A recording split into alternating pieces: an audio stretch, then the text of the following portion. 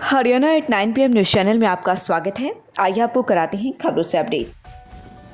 PP act में case करने का सिलसिला फिर शुरू। 9 लोगों के खिलाफ किए केस। बस स्टैंड के पीछे रोहतक मार्ग पर बसे लोगों पर कार्यवाही। रिकॉर्ड में खरखुदा नगरपालिका के नाम जो जमीन है, जिस जमीन की पैमाइश नगरपालिका ने करवा ली है, उस जमीन पर जो लोग बसे हुए हैं उनके खिलाफ नगरपालिका ने पीपी एक्ट के तहत मामले डालने फिर से शुरू कर दिए हैं। इस बार रोहतक मार्ग पर बस स्टैंड के पीछे निर्माणाधीन पार्क के साथ लगते मकानों एवं दुकानों पर केस किया गया है।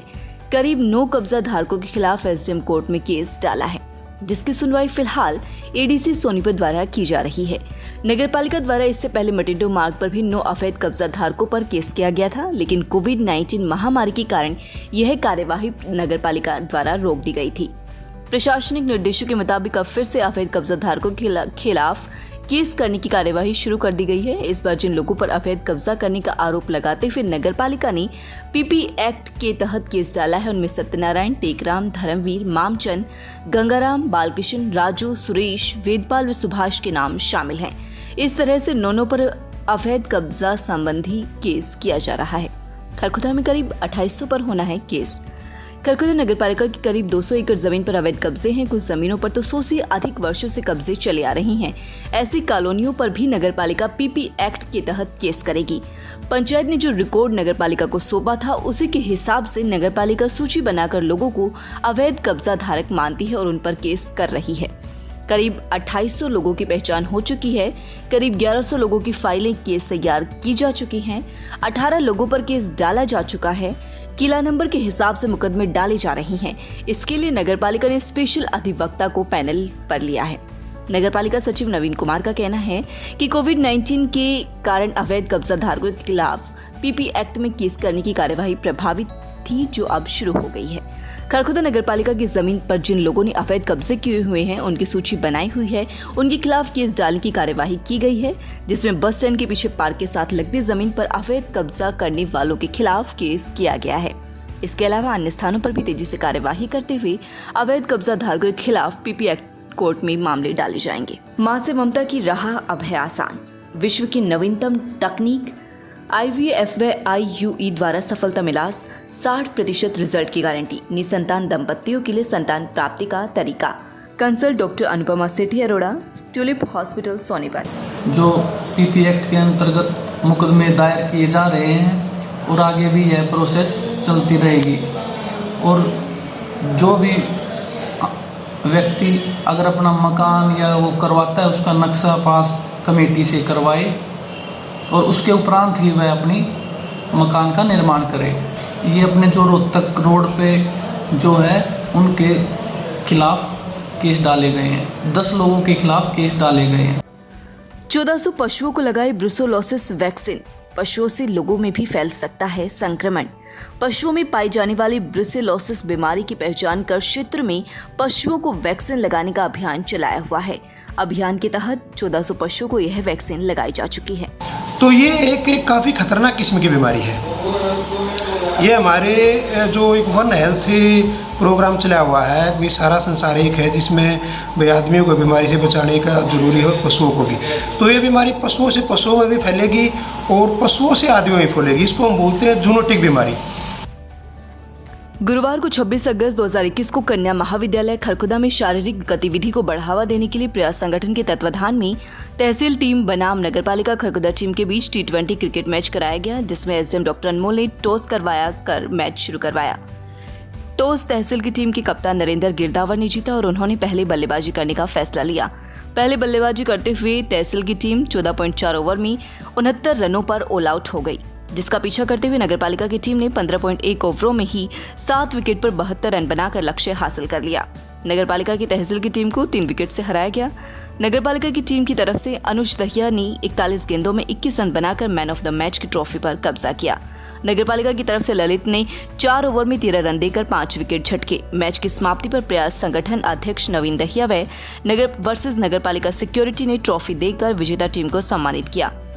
नगरपालिका सेक्रेटरी ने इस अवसर पर कहा कि ऐसे खेलों का आयोजन लगातार होते रहना चाहिए, ताकि समाज के लोगों को इससे प्रेरणा मिले और लोग खेलों की तरफ आकर्षित हों। एक विशेष उपलब्धि तो 2015 में ए ग्रेड आने का हमें सबसे बड़ा फ़ायदा रूसा ग्रांट के तहत यही हुआ कि हरियाणा सरकार ने हमें 2 करोड़ की ग्रांट सैंक्शन की। रोहतक से क्रिकेट में ट्रॉफी लेकर लौटी टीम। रोहतक में हुई क्रिकेट प्रतियोगिता में जीतकर लौटी प्रताप स्कूल की टीम हासिक की टीम को हराया। रोहतक के गुरु कृपा ग्राउंड में हुई क्रिकेट ट्राई सीरीज में खरखुदा प्रताप स्कूल की टीम ने हासिक की टीम को हराकर प्रतियोगिता जीती।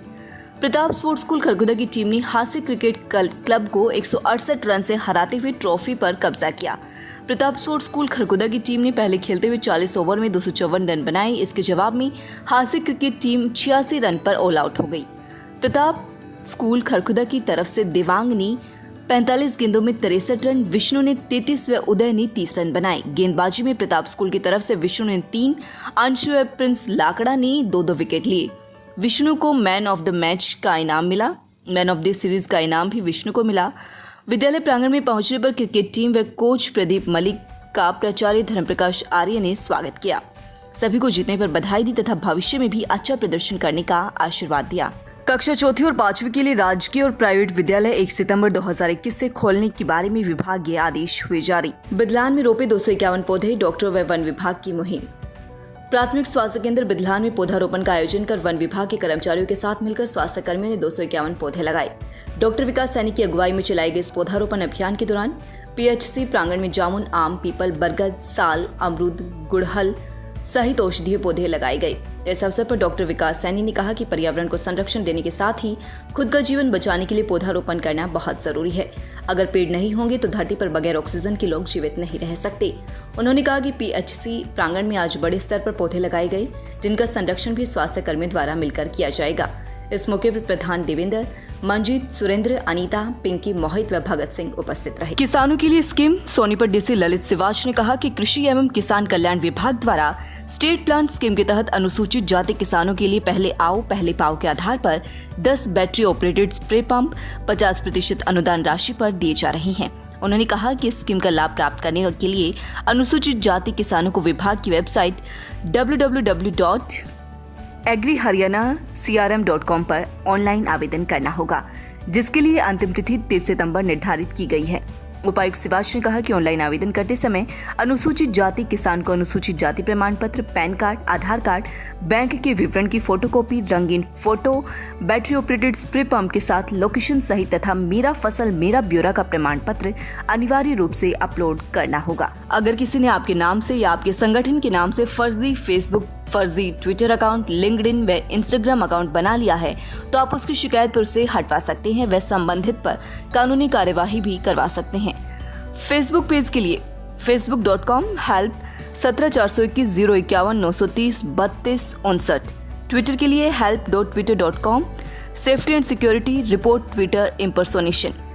लिंक्डइन के लिए linkedin.com/help LinkedIn answer 61 reporting fake profiles lang =n। Instagram के लिए help.instagram.com कॉन्टैक्ट 63 627 639 972 18 41 पर विजिट कर सकते हैं। मेरे इस कार्यकाल में 5 साल के में मेरे गांव का बड़ा अच्छा सहयोग रहा, बेहद उनका मेरे ऊपर शान है। जैसे 36 बरादरी ने मेरा सहयोग कराया है और जो है मैं 36 बरादरी का पूरे गांव का हाथ जोड़ के उस सहयोग का धन्यवाद करता हूं। लगातार खबरों से अपडेट रहने के लिए चैनल को सब्सक्राइब जरूर करें।